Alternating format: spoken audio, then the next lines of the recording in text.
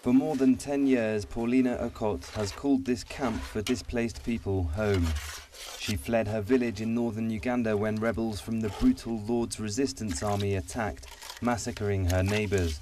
They came and killed more than 20 people. They chopped off their heads and cooked them in a pot. Unable to walk, the 68-year-old is now the sole provider for her grandchildren orphaned by AIDS.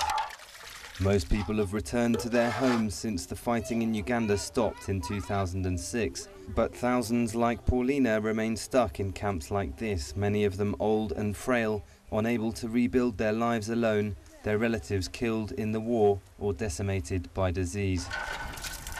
There are basic services in the camps, but those who leave have to rebuild their homes from scratch, often returning to isolated areas far from help. The UN's humanitarian chief, John Holmes, says help for the displaced people needs to extend beyond the camp. Well, I think the biggest challenge is for people going home are to make sure that they've got the basic services there, and that's essentially water, that's absolutely crucial here, obviously. Health facilities, education facilities, schools for the children, those are the three big issues. And then, of course, the big issue is livelihoods. What are people going to live on? But humanitarian aid alone cannot solve all the problems.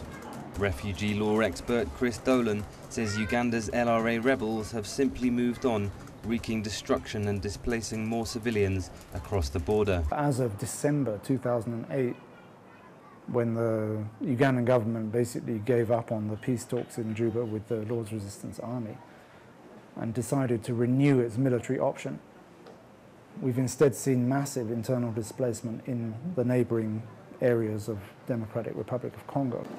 In Uganda, 3 years after fighting stopped, 15% of people displaced are still stranded in camps, and those who have left still face a challenging journey back to normal life.